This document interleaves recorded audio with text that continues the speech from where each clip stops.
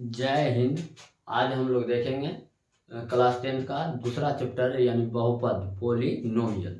चलिए देखते हैं, बहुपद को पढ़ते हैं। आप लोग प्रत्येक दिन अब 6 बजे शाम को क्लास डाल दिया जाएगा। आप प्रत्येक दिन देखते रहिए और साथ साथ क्वेश्चन भी करते जाइए। चलिए देखते हैं बहुपद क्या होता है। तो बहुपद को देखिए, संधि विच्छेद करिए तो बहु प्लस पद यानी बहुपद, यानी जिसमें बहुत सारे पद हो उसे हम लोग क्या कहेंगे? बहु का मतलब होता है बहुत, बहुत पद होगा तो उसे हम लोग क्या कहेंगे? बहुपद कहेंगे। तो बहुपद का मतलब क्या होगा कि एक से अधिक पद हो, एक से अधिक पद हो तो उसे हम लोग क्या कहेंगे? बहुपद कहेंगे। चलिए आगे देखते हैं। बहुपद में होगा क्या? एक से अधिक पद। जैसे इसमें देखें कितने पद हैं? एक और एक, दो पद हैं, यानी पद की संख्या 2 है, यानी बहुपद है। जैसे देखिए 5x² माइनस 3x प्लस 8, इसमें कितने पद हैं? तो 1 2 और 3, यानी 3 पद है। पद की संख्या कितना? 3, इसलिए यह क्या हो गए? बहुपद हो गए। तो इस पद की संख्या, पद यानी 2 से 1 से अधिक हो तो बहुपद कहलाएगा। अब देखेंगे बहुपद जो है बहुत सारे बहुपद को पहचानने का कुछ नियम है। जैसे देखें तो बहुपद होता क्या है, तो बहुपद के लिए ध्यान से अब देखेंगे और यहाँ से एक क्वेश्चन निश्चित रूप से आएगा ही एग्जाम में। तो इसको ध्यान से देखेंगे, हर एग्जाम में आते हैं इसका क्वेश्चन, यानी बहुपद का एक क्वेश्चन की पहचानने का, यानी पहचान क्या है बहुपद का? बहुपद का पहचान जो है कि इनका घात जो है हमेशा पूर्ण संख्या होगा। कौन सा संख्या होगा? पूर्ण संख्या। पूर्ण संख्या समझ रहे? पूर्ण संख्या जैसे नंबर सिस्टम हम पढ़ा दिए, पूर्ण संख्या जो होता है 0 से शुरू होता है। 0 1 2 3, यानी सिर्फ प्लस वाला, कहाँ तक? इन्फिनिटी तक। यानी इस बहुपद में जो है चर का घात नहीं हो तो लिख देते हैं, चर का जो घात होगा हमेशा पूर्ण संख्या होगा। हमेशा कौन सा संख्या होगा? पूर्ण संख्या। तो इसको हम लोग क्या कहेंगे? बहुपद कहेंगे। दूसरा बात है कि क्या क्या नहीं हो सकता है, ये भी ध्यान रखेंगे। कहीं बहुपद नहीं है ऐसा भी पूछा जाएगा, तो क्या क्या नहीं हो सकता है। ये तो हो गया कि जब भी, जैसे इसका एग्जाम्पल देखें तो 5x² अभी दिए थे माइनस 3x प्लस 8, इसमें देखें तो इसमें x का बोल लिए थे कितना है घात? 2। x का घात कितना? तो 2 है। यहाँ पर कितना है? 1 है। कुछ नहीं रहता है तो 1 रहते हैं, तो 1 है। देखिए 2 और 1 पूर्ण संख्या है, तो हाँ पूर्ण संख्या है, इसलिए हम कहेंगे कि यह बहुपद है। चलिए अगला देखते हैं कि बहुपद कब नहीं होगा। तो जब चर का घात जो है, इसको 1 नंबर 2 नंबर करके बना देते हैं, कभी भी भिन्न में नहीं होना चाहिए। यानी चर का घात जो है p/q के रूप में नहीं होना चाहिए। उसके बाद दूसरा जरूर याद रखेंगे, कभी भी पॉइंट में नहीं होना चाहिए। जैसे 2.3 4.5, ये पॉइंट में चर का घात नहीं होना चाहिए। तीसरा बात भी ध्यान रखेंगे, कभी भी चर जो है रूट में नहीं होना चाहिए। चर रूट में नहीं होना चाहिए, सब नहीं होना चाहिए, तब ये वो बहुपद होगा। यानी बहुपद होने के लिए उसका पावर यानी घात जो है चर का p/q के रूप में नहीं हो, चर का घात पॉइंट में नहीं हो, चर का घात रूट में नहीं हो। और चौथा बात एक और याद रखेंगे कि चर का घात जो है कभी ऋणात्मक यानी निगेटिव नहीं हो सकता है। ऋणात्मक होगा तो बहुपद नहीं होगा। ये 4 बात ध्यान रखेंगे कि चर का जो घात है कभी भी भिन्न के रूप में नहीं हो, दशमलव के रूप में नहीं हो, रूट में नहीं हो चर, और उसका घात जो है माइनस में भी नहीं हो। अगर माइनस में है तो बहुपद नहीं होगा। जैसे अगर हम कहें, एग्जाम्पल के तौर पर देते हैं कि 2x² माइनस 5, बताइए ये बहुपद है या नहीं है? तो इसका जवाब आपका होगा कि हाँ। क्यों है? क्योंकि यहाँ पर x का घात देखे तो 2 है, यहाँ पर कुछ नहीं है तो कितना है? 0 है। x का घात कितना है? 0 है। तो तो पूर्ण संख्या हो गया, इसका मतलब है कि बहुपद है। लेकिन कह दें, यहाँ पर देखेंगे एग्जाम्पल और भी कि 3x² माइनस √5x प्लस 3, बताइए इसका ये बहुपद है या नहीं है? तो इसका भी जवाब होगा हाँ। क्यों है? क्योंकि हमको अचर से कोई मतलब नहीं है, हमें मतलब किससे है, चर से। तो चर को देखें तो चर का घात यहाँ पर कितना है, 2, यहाँ पर कितना है, 1। चर का घात 2 हो गया, 1 हो गया। चर रूट में नहीं है, अचर है, अचर से हमें मतलब ही नहीं है, इसलिए ये बहुपद है। हमें देखना सिर्फ और सिर्फ किसको है, तो सिर्फ चर को देखना है, अचर को नहीं। चलिए इसी तरह से दें 3x का पावर 1/2 + 3। बताइए ये बहुपद है या नहीं, तो आपका जवाब होगा नहीं। क्यों, क्योंकि यहाँ पर जो चर का घात है ये भिन्न के रूप में है, इसलिए ये बहुपद नहीं है। ध्यान से इसको पहचानेंगे, एक क्वेश्चन इसको आना ही आना है एग्जाम में, यहाँ से बहुपद पहचानने से। चलिए 5x² - 3x 1/3x दे देते हैं +2। ये बहुपद है या नहीं है, ये बहुपद नहीं है। अब यह इसका जवाब क्या होगा, ये बहुपद नहीं है। कैसे, तो ये नीचे x आ गया है, नीचे मतलब कौन चीज है कि इसको अगर ऊपर ले जाते हैं, तो हम लोग एक 8 क्लास में क्वेश्चन पढ़े हैं, a का पावर -1 हो तो 1/a लिख सकते हैं, यानी कि ऊपर ले जाएंगे पावर माइनस में हो जाएगा, यानी x पावर क्या है, माइनस में है, अगर ऊपर ले जाएंगे तब। और ऊपर तो ले जाना ही है, यानी पावर कौन सी में चल जाएंगे, माइनस में। और माइनस में जब ऋणात्मक होता है तो ये बहुपद नहीं होता है। तो ध्यान में रखेंगे इस बात को कि हमेशा जो पावर होगा, पावर जो होगा बहुपद का, हमेशा पूर्ण संख्या ही होना चाहिए। इसके बाद कभी भी चर जो है रूट में होना ही नहीं चाहिए, रूट में है तो वो बहुपद नहीं है। दशमलव में है उसका घात तो नहीं है, उसके बाद उसका घात यदि भिन्न में है तब भी बहुपद नहीं है, अगर ऋणात्मक है तब भी नहीं है। ये बहुपद के पहचानने का नियम हो गया। तो बहुपद को आप पहचान लीजिएगा। बहुपद में क्या क्या है कि बहुपद होने के लिए हमेशा पूर्ण संख्या उनका घात होना चाहिए, यानी चर का घात जो है पूर्ण संख्या ही हो, ये सब नहीं होना चाहिए। चलिए इसका स्क्रीनशॉट लीजिए, आगे हम बढ़ते हैं। अगला है चर अचर, ये एक एक पॉइंट को पढ़ेंगे, हर जगह से क्वेश्चन आएगा ही आएगा, तो एक एक पॉइंट को हम समझते जाते हैं, इससे अच्छा आपको कहीं मिलेगा नहीं। तो देखते रहिए, और पसंद आए वीडियो तो लाइक करते रहिए। चलिए आगे देखते हैं हम लोग चर और अचर दोनों को एक साथ देख लेते हैं। तो चलिए चर और अचर देखते हैं, इसका स्क्रीनशॉट।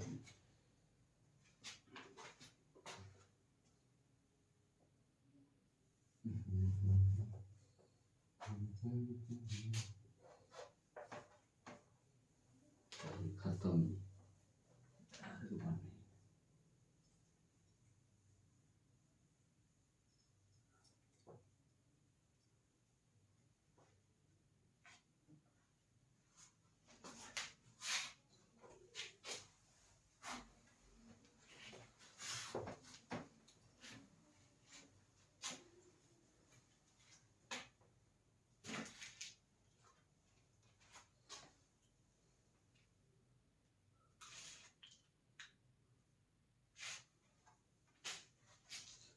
चलिए अब हम लोग देखते हैं चर और अचर। चर और अचर को देखते हैं। तो चर यानी वेरिएबल कहते हैं हम लोग इंग्लिश में से, वेरिएबल। और अचर है, अचर को हम लोग कहते हैं कांस्टेंट। चल, तो चर और अचर क्या होते हैं, तो ध्यान से समझिए, बहुत ही आसान चीज है कि चर किसको कहते हैं, तो ABCD जितना भी है जिसका मान बदलते रहता हो उसे हम लोग चर कहते हैं। यानी ABCD का जितना भी अक्षर है, जितना भी लेटर है, 26 लेटर को हम लोग क्या कहेंगे, चर कहेंगे। और अचर क्या होता है, तो अचर के लिए देखेंगे जितना भी नंबर है, नंबर जैसे 0 1 2 3 डॉट डॉट इन्फिनिटी तक, जहाँ तक हो सके अनंत तक है, तो जितना भी नंबर्स हैं सभी नंबर्स क्या कहलाते हैं, अचर। सभी नंबर्स क्या कहलाते हैं, अचर। और जितना भी लेटर है ABCD का, इंग्लिश में जितना भी लेटर है ये कहलाता है चर, यानी वेरिएबल। अब ये दोनों में समझना क्या है, समझना है बस कि दोनों के बीच चिन्ह को, जैसे हम लोग कभी कभी चर और अचर दोनों मिला के लिख देंगे, जैसे है 2x, इस तरह से मिला है हुआ, ये दोनों के बीच कोई चिन्ह है नहीं, कोई चिन्ह है नहीं, तो कोई चिन्ह नहीं रहे ना, तो दोनों के बीच होता है गुना का चिन्ह। यानी हम इसको लिख सकते हैं 2 गुने x, लिखा यही है, बस गुना को हम नहीं लिखे हैं, छुपा देते हैं, इसलिए यहाँ पर चिन्ह भी ध्यान रखेंगे। दोनों के बीच कोई चिन्ह नहीं हो तो कौन सा चिन्ह होता है, गुना का। अगला देखें कि दोनों चर ही लिख दे, x भी दे दिया y भी दे दे, अब ये दोनों के बीच क्या चिन्ह है, तो ये दोनों के बीच भी क्या है, गुना है, x into Y, X into Y. तो ध्यान में रखेंगे कि चर या अचर के बीच कोई चिन्ह नहीं हो तो दोनों के बीच कौन सा चिन्ह होता है, गुना का चिन्ह होता है। ABCD जितना भी लेटर है सभी क्या कहलाते हैं, चर, और नंबर जितना भी है क्या कहलाते हैं, अचर कहलाते हैं। चलिए अब आगे समझते हैं हम लोग पद को, कैसे समझेंगे पद। ये पद क्या होते हैं, तो पद हम लोग गिनते हैं, बहुपद हम शुरू में ही बता दिए थे कि जिसमें एक से अधिक पद हो उसे हम लोग क्या कहते हैं, बहुपद। तो यहाँ पर पद देखें, जैसे 2x है माइनस 3y है, तो इसमें कितने पद हैं, एक और एक 2, तो इसमें पद की संख्या जो है 2 है। पद की संख्या कितने हैं, 2। पद के लिए एक चीज ध्यान में रखेंगे कि पद हमेशा जो अलग किया जाता है, 1 2 3 कितना पद है, ये जानना हो कि ये प्लस और माइनस के द्वारा अलग होता है। जैसे देखें 3x प्लस 5x माइनस 2, तो ये कितने पद हैं, तो हम लोग पहले एक पद इसको गिन देंगे, यहाँ पर प्लस है तो ये अलग पद हो गया, ये दूसरा पद हो गया 1 और 2, यहाँ माइनस है तो ये अलग पद हो गया 3, तो कितने पद हो गए, 3 पद। तो इस ध्यान रखेंगे प्लस और माइनस के द्वारा अलग होगा। जैसे दे दिए 3 या गुने y, इसमें पूछेगा कितना पद है, तो ये एक ही पद है, ये दोनों एक ही पद है, गुना होकर फिर से क्या बन जाएगा 3y, यानी पद कितना हुआ, एक ही पद है। तो गुना या डिवाइड के द्वारा कभी अलग पद नहीं होता है, पद एक ही होते हैं। सिर्फ पद को अलग किससे होता है, तो पद हमेशा प्लस और माइनस के द्वारा अलग किया जाता है, इसलिए हम लोग प्लस माइनस से अलग होता है तो पद को अलग अलग गिनेंगे। जैसे है 5 गुने y माइनस 3, कितने पद हैं इसमें पूछा जाए, तो ये नहीं कि एक A1 2 और 3 ऐसे नहीं गिनेंगे, ये दोनों के दोनों एक ही पद है। 5 गुने y यानी प्लस माइनस के द्वारा अलग होगा, तो एक पद और एक पद 2 पद हो गया, यानी कि पद की संख्या कितने हो गए 2। तो इस बात को ध्यान रखेंगे। और पद के अनुसार ना हम लोग बहुपद जो पढ़ते हैं, ये पद के अनुसार 3 प्रकार के होते हैं। अब तीनों प्रकार को हम लोग जानते हैं, तो 3 में होते हैं। तो 3 में देखेंगे, पहला होते हैं रैखिक बहुपद, अच्छा एक पदी बहुपद, दूसरा होते हैं द्विपदी बहुपद, और तीसरा होते हैं त्रिपदी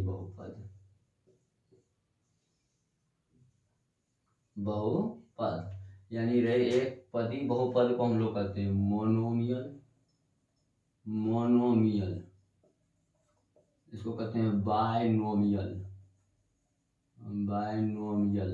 और त्रिपदी को कहते हैं ट्राइनोमियल।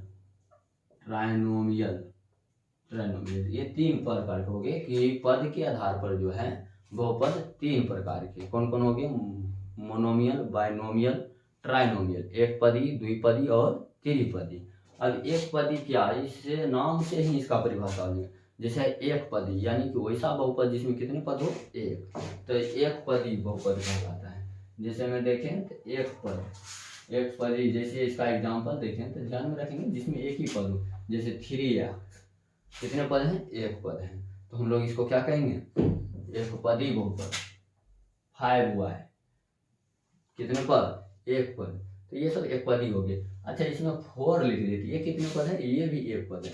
4 लिखे यानी 4 गुने x पावर 0, और किसी भी चीज का पावर यदि 0 होता है तो उसका मान 1 होता है, और 4 का 4 ही लिखल है, तो यानी कि इसमें भी 4 और 4 दोनों है, बस छुपा हुआ है, तो ये भी एक पद हो गए।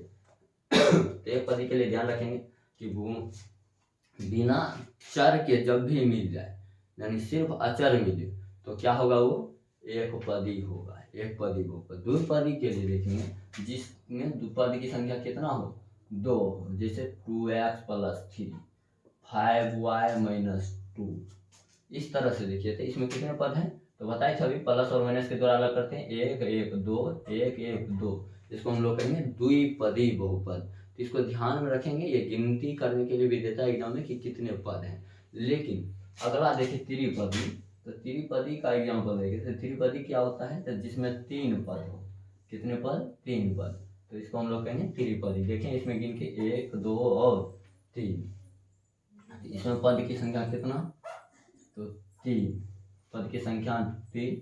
और इसमें एक और क्वेश्चन जान लीजिए कि अगर चर के पद की संख्या पूछे तो चर के पद कितने हैं, 1 1 2, यानी चर का पद, चर पद जो है वो 2 है। अचर पद पूछे तब तो अचर पद 1 है 2, तो अचर पद 1। कुल पद, सीधा बहुपद में पद पूछे 3, पद पूछे 3, चर पद 2 और अचर पद 1। अगर इसमें पूछे चर पद तो 1 चर पद 1 अचर पद है। तो ये हो गया पद गिनती करना, यानी पद भी गिनती करने के लिए बोल देते हैं, इस तरह से देते हैं वो बताएंगे कितने पद हैं तो बता देंगे कितने पद हैं। उसके बाद देखें तो हमारा चर अचर पद भी क्लियर।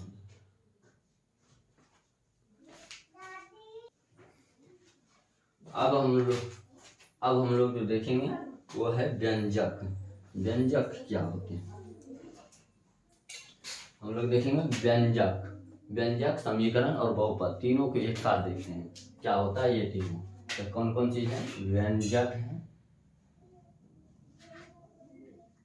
उसके बाद हम लोग बहुपद और उसके बाद समीकरण। ये 3 चीज एक ही बार में खत्म कर देते हैं। ध्यान से देखिए, कुछ है नहीं। इससे क्या होगा कि अगला चैप्टर पर भी हिंट मिलेगा। व्यंजक क्या होते हैं, जिसमें चर और अचर दोनों चीज मिला हो तो उसे हम लोग कहते हैं व्यंजक।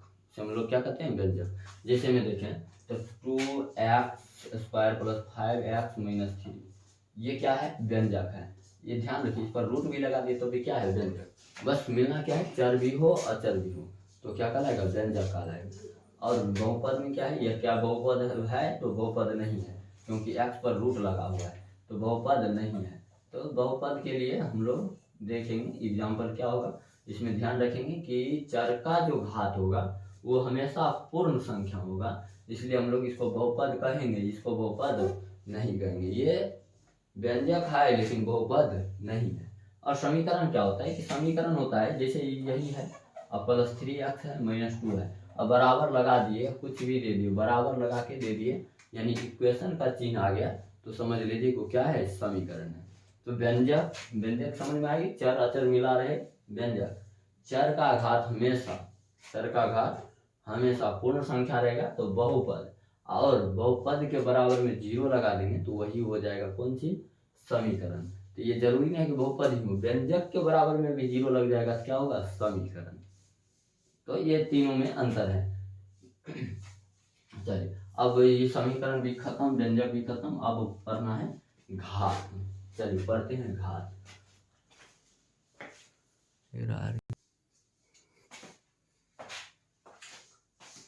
चलिए अब हम अगला पढ़ेंगे घात। घात क्या होता है, घात को हम लोग कहते हैं डिग्री। ये डिग्री, एक क्वेश्चन यहाँ से फिक्स है 1 मार्क्स, यानी डिग्री के लिए एक क्वेश्चन फिक्स हो जाएगा या मार्क निकाल जाएगा। कुछ है नहीं, डिग्री होता क्या है, तो अधिकतम पावर, इसको याद रखेंगे, अधिकतम, हाईएस्ट पावर। हाईएस्ट पावर को हम लोग क्या कहते हैं, अधिकतम पावर, यानी हाईएस्ट पावर को घात कहते हैं। अब जैसे में देखें 3x² - 5x + 2, इसमें अधिकतम पावर कितना है, तो चर का अधिकतम पावर होना चाहिए, यहाँ पर 1 है यहाँ पर 2 है, तो अधिकतम पावर कितना हो गया, 2, यानी इसका घात जो हो गया तो 2 हो गया। अब आप लोग करिएगा। तो चलिए अगला देते हैं 5x² - 3x³ + 2x - 3। बताइए इसका घात क्या है, इसका घात आप लोग बताइए कितना होगा, तो आपका जवाब होगा 3। कितना होगा, 3। अधिकतम घात कितना है, 3 है। तो यही हो गया हमारा डिग्री यानी घात। यानी घात क्या होगा तो समझ गए ना, हाईएस्ट पावर, सबसे हाईएस्ट पावर। जैसे 2x² - 5x + 2, इसका बताइए कितना है, तो 2 है। x - 5, इसका अधिकतम घात कितना है, तो घात 1 है, तो यही हो गया इनका अधिकतम घात कितना, 1। 5, इसका घात बताइए कितना है, तो अभी बताए थे हम कुछ देर पहले कि x पावर कुछ नहीं रहे 0 रहता है, यानी कि इसका घात कितना हो गया, 0। तो घात निकालने में कोई प्रॉब्लम नहीं होगा। तो 2x - 3 + 5x² - 4x⁴। बताइए इसका घात कितना होगा, इसका घात क्या होगा, बोलिए आप लोग। चलिए तो आपका जवाब होगा 4। क्यों होगा 4? क्योंकि यहाँ 2 है, यहाँ कुछ नहीं है तो 0 है, यहाँ 1 है। अधिकतम कौन है? तो 4 है, यानी अधिकतम घात कितना हो गया? 4। यही हमारा घात कहलाएगा। तो अधिकतम पावर क्या कहलाते हैं? घात कहलाते हैं। घात के आधार पर बहुपद के प्रकार भी होते हैं। तो घात के आधार पर 3 प्रकार के, घात के आधार पर, टर्म के आधार पर भी 3 और घात के आधार पर भी 3 प्रकार के होते हैं। तो चलिए घात के आधार पर 3 प्रकार कौन कौन से हैं इसको हम लोग जानते हैं। तो घात के आधार पर तीनों प्रकार हो जाएंगे। तो कौन कौन सा प्रकार है? तो पहला देखेंगे तो पहला है रैखिक बहुपद। कौन सा बहुपद? रैखिक बहुपद। तो घात के आधार पर, घात के आधार पर बहुपद। तो घात के आधार पर बहुपद 3 प्रकार। कौन कौन? रैखिक बहुपद, द्विघात बहुपद और तीसरा होगा त्रिघात बहुपद। तो रैखिक बहुपद को हम लोग कहते हैं लाइनर पोलिनोमियल। दूसरा है द्विघात क्वाड्रेटिक पोलिनोमियल। चलिए तीसरा है क्यूबिक पोलिनोमियल। तो 3 प्रकार के हो गए। कौन कौन? तो पहला हो गया लाइनर, दूसरा क्वाड्रेटिक और तीसरा क्यूबिक पोलिनोमियल। अब इसका व्यंजक भी देखना होगा। तो चलिए घात के आधार पर देख रहे हैं तो हम लोग देखते हैं इनका व्यंजक। यहाँ पर रैखिक बहुपद किसे कहेंगे? रैखिक बहुपद किसको कहते हैं? यहाँ पर परिभाषा भी दे देते हैं, जिसका अधिकतम घात 1 हो। मतलब समझे ना, अभी घात पढ़े थे कि जिसका अधिकतम पावर यानी अधिकतम पावर, हाईएस्ट पावर को घात कहते हैं, और जिसका घात 1 होगा उसी को हम लोग कहेंगे रैखिक बहुपद। उसी को क्या कहेंगे? रैखिक बहुपद। तो घात जिसका कितना हो? 1 हो। घात जिसका 1 हो। एग्जाम्पल के लिए देखें, एग्जाम्पल में तो 3x - 2, इसका अधिकतम पावर बोलिए कितना है? तो 1 है। तो यह हो गया रैखिक बहुपद। दूसरा देखें 2 + 5y, इसका अधिकतम घात कितना है? तो देखिए अधिकतम घात कितना? 1। तो घात जिसका 1 हो उसी को हम लोग क्या कहेंगे? रैखिक बहुपद। अब दूसरा का भी नाम से बन जाएगा, अब तो समझिए चुके होंगे क्या होगा? द्विघात बहुपद का। तो द्विघात बहुपद के लिए क्या होगा? जिसका अधिकतम पावर यानी घात, जिसका घात कितना हो? 2 हो, उसे हम लोग क्या कहेंगे? द्विघात बहुपद। तो द्विघात बहुपद के लिए क्या होगा? घात की संख्या जो होगा, घात वो होगा 2। घात कितना हो जाएगा? 2। एग्जाम्पल के लिए देखें तो 2x² + 5, अधिकतम घात कितना है? तो 2 है। घात कितना है? 2। चलिए अगला देखिए 3x - 5x² + 8, बताइए इसका घात कितना है? तो घात देखिए यहाँ पर 1 1 2, तो ज्यादा कौन है? 2, यानी 2 हो गया इसका घात। 2 घात, और जिसका घात 2 होता है उसी को हम लोग क्या कहते हैं? द्विघात बहुपद। तो द्विघात बहुपद समझ में आएगी? जिसका घात कितना हो? 2 हो, उसे द्विघात बहुपद कहते हैं। अगला देखें त्रिघात है। त्रिघात मतलब जिसका घात कितना हो? 3 हो, तो त्रिघात बहुपद कहलाता है। तो 3 वाला के देखें तो जिसका घात हो 3, जैसे देखिए एग्जाम्पल के लिए 5x3, इसका घात कितना है? 3 है। इसी तरह से 2x³ + 5x² - 3x + 2, इसका घात बताइए कितना है? तो घात अधिकतम देखना है, तो अधिकतम घात कितना है? 3, और जिसका घात होगा 3 वो कहलाएगा त्रिघात बहुपद। तो त्रिघात बहुपद समझ में आ गए। तो जिसका घात 1 हो रैखिक बहुपद, 2 हो द्विघात बहुपद और 3 हो त्रिघात बहुपद कहलाता है। तो चलिए तीनों को पहचानने में कोई दिक्कत नहीं। आगे देखें एक और होते हैं शून्य बहुपद, जिसका घात जो हो 0 हो। जैसे लिख दिए 5, इसमें घात है ही नहीं, यानी जहाँ चर नहीं लिखा हो उसका घात कितना होता है? 0 होता है। तो उसको शून्य बहुपद भी कहते हैं। आगे देखेंगे कि ये बहुपद के बाद है गुणांक। अब गुणा क्या होता है? अब ये गुणा क्या होता है? तो गुणांक, हम लोग गुणांक को गुणांक पढ़ते हैं, गुणांक कहते हैं मल्टीपल, जो होता है मल्टीपल। मल्टीपल, ये मल्टीपल क्या होता है? तो मल्टीपल यानी गुणांक, गुणांक को मतलब गुना करना, यानी चर में जिस अचर से गुना हुआ हो उसी अचर को उस चर का गुणांक कहते हैं।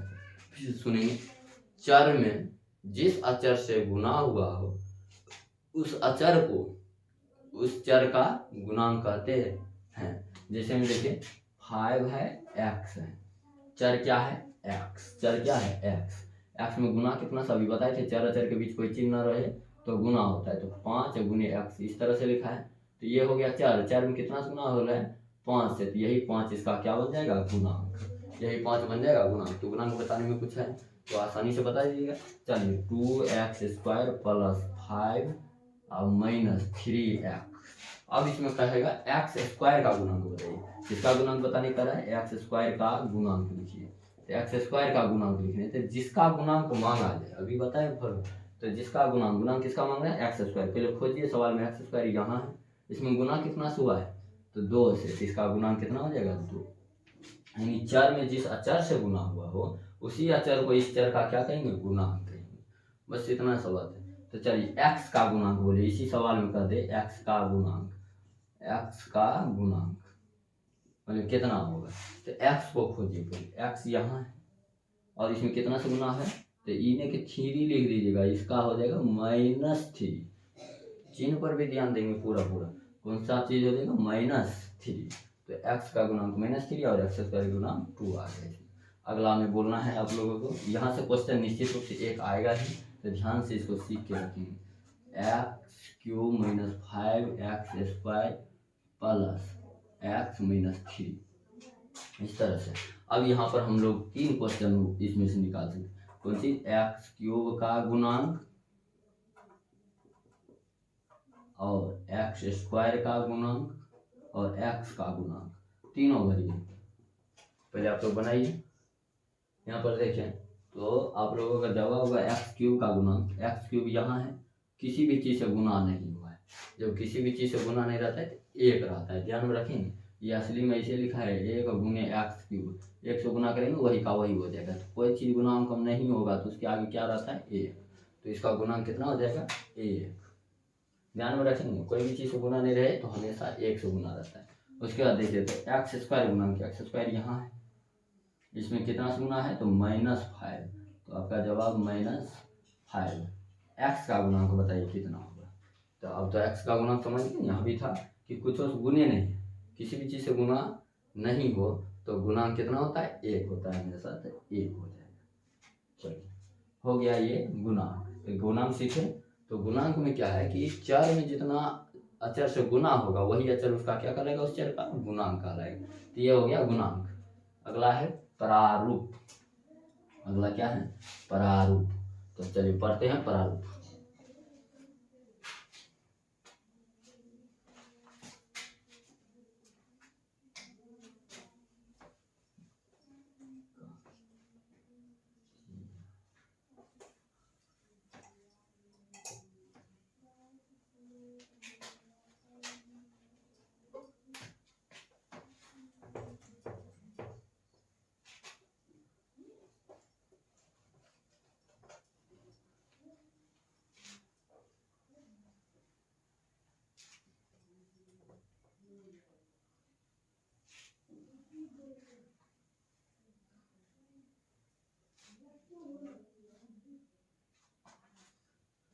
चलिए तो पढ़ेंगे प्रारूप।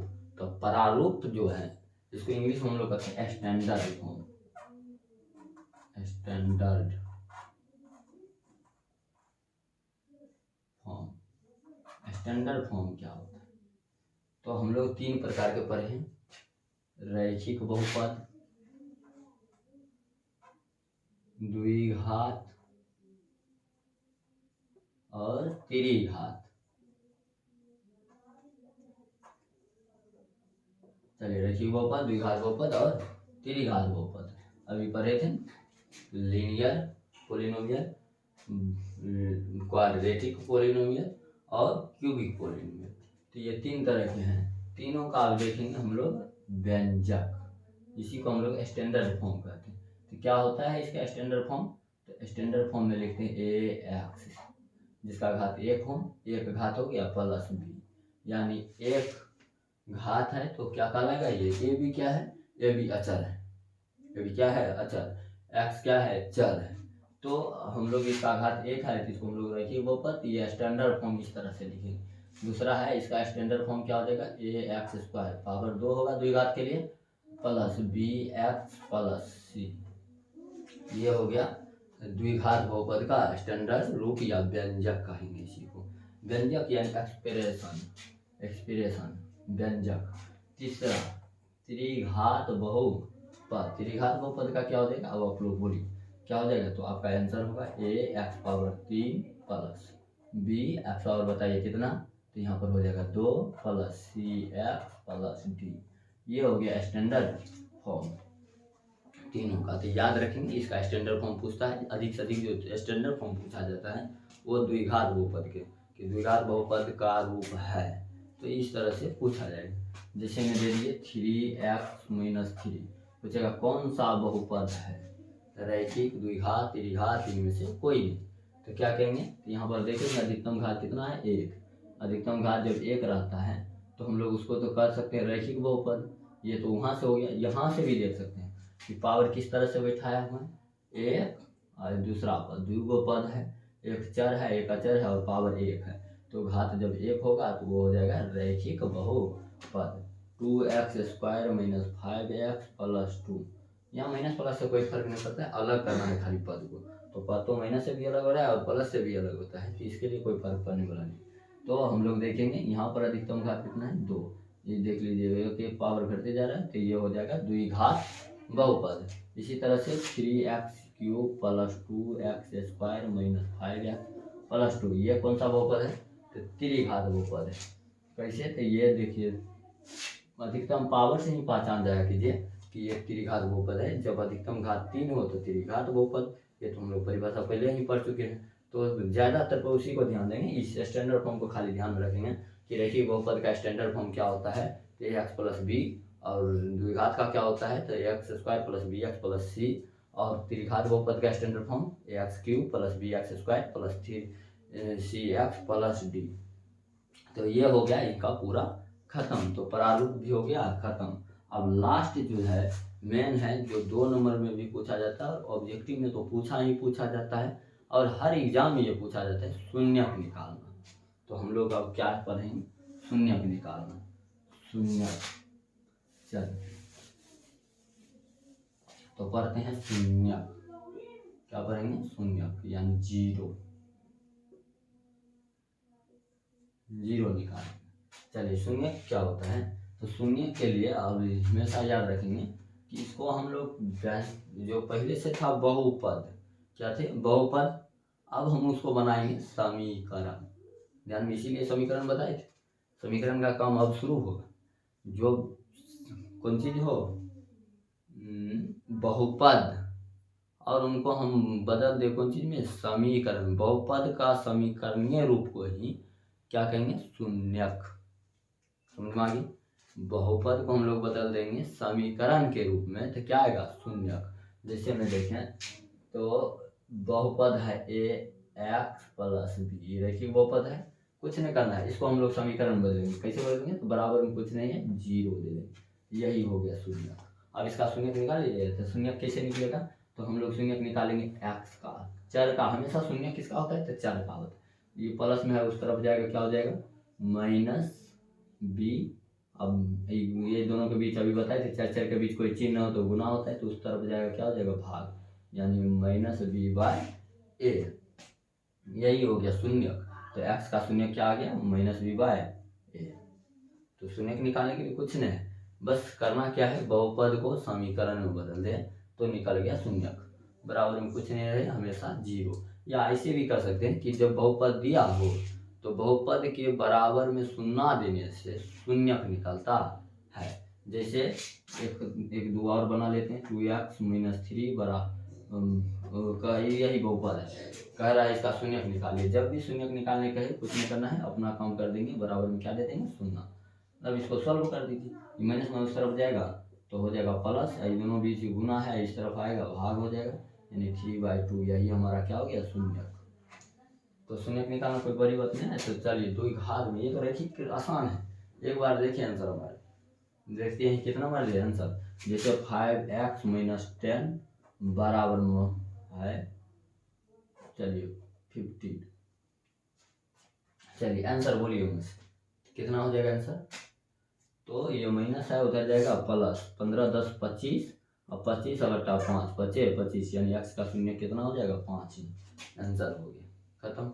तो ये रैखिक बहुपद का जो शून्य निकालने दे, तो ये तो आसानी से हो जाएगा 1 मिनट में। उसके बाद देखें कि हम लोग द्विघात का सीखेंगे, सीखना किसका है, द्विघात बहुपद का शून्यक।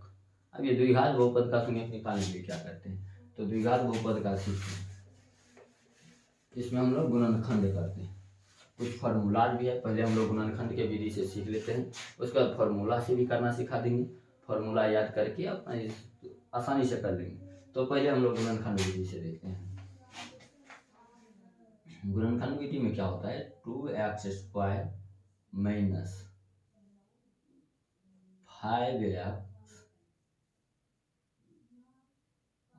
प्लस 3, इस तरह से दे दिया गया। और कह रहा है इसका शून्यक निकालिए, तो शून्यक निकालने के लिए फॉर्मूला अभी छोड़ते हैं, अभी हम लोग सीखते हैं गुणनखंड विधि।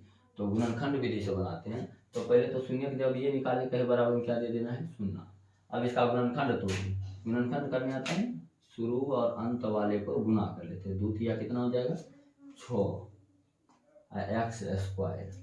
x² को हम थोड़ा हटा के लिखते हैं, ऐसा ही आप लोग भी कीजिएगा, आसानी से हो जाएगा, 6x²। अब करना क्या है, जब भी गुना कीजिए इसका कर दीजिए अभाज्य गुणनखंड, अभाज्य गुणनखंड यानी प्राइम फैक्टर। अब देखें तो 2 से लग जाएगा, 2 तिया 6।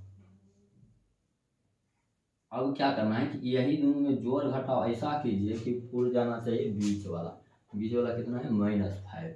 तो इस कैसे पूरा है, जोड़ या घटाव करके, तो 3 और 2 5 जोड़ने से पूर रहा है, तो इसे पहले लिख लिया कीजिए, 3 और 2 दोनों को जोड़ना है, लेकिन चिन्ह क्या लाना है, माइनस में।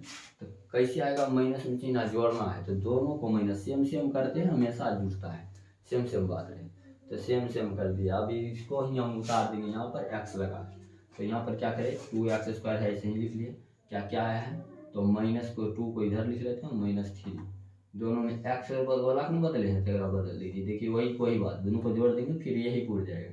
अब +3 बराबर में 0, यहाँ पर कॉमन लेते हैं। अब क्या करते हैं, कॉमन मतलब भाग लगाना, भाग लगाते हैं, दोनों में 2 2 का अलग अलग कर लेते हैं, और दोनों में भाग लगाते हैं, दोनों में भाग लगाएंगे, बताइए किससे लग रहा है, इसमें भी 2 से भाग लग रहा है, इसमें भी लग रहा है, तो 2 को निकालें।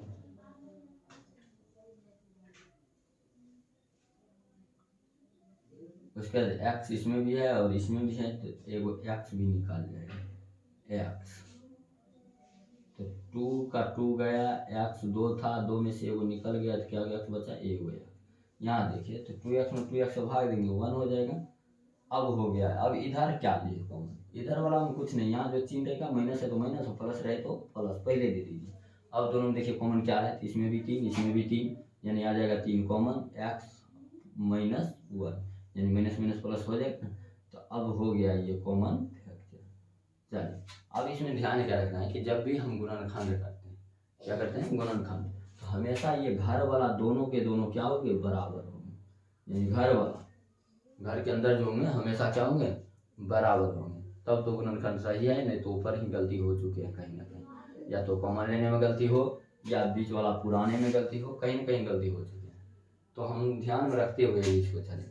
अब क्या करते हैं, आंसर लिखने की बारी आती है गुणनखंड का। तो गुणनखंड का आंसर कैसे लिखते हैं, तो गुणनखंड का आंसर ना, एक घर वाला एक बाहर वाला, यानी एक घर वाला लिखेंगे एक बाहर वाला लिखेंगे। घर वाला क्या है, x - 1, और एक बाहर वाला देखे तो 2x, और कौन चीज़ बाहर में, -3 है, ऐसे लिख लिए। और बराबर में क्या है, 0। अब एक बार इसके शून्य बराबर में 0 कर देंगे, एक बार इसके, इससे अच्छा होगा कि इस तरह से बना लीजिए, x - 1 बराबर 0, एगो 2x - 3 बराबर 0 हो जाए। अब इसको सॉल्व कर दीजिए, x माइनस है उस तरफ जाएगा प्लस, और इसको भी x बराबर माइनस है उस तरफ जाएगा प्लस, गुना है भाग, यानी 2 शून्य निकला है, एक x का 1 और एक 3y2। अभी शून्य का क्लास और थोड़ा सा देखिए इसमें भी कि शून्य होगा कितना, शून्य का गिनती भी पूछता है। तो आगे हम सब पूरे करते जाते हैं, फॉर्मूला सहित करते जाएंगे। तो नेक्स्ट क्लास शून्य की संख्या निकालना, शून्य जैसे कह देगा द्विघात बहुपद के कितने शून्य होते हैं, त्रिघात के कितने शून्य होते हैं, तो शून्य की संख्या निकालना, शून्य ज्ञात करना, उसका फॉर्मूला से शून्य निकालना, ये सब हम नेक्स्ट क्लास में देखेंगे। तो जय हिंद, आज के लिए इतना ही बहुत।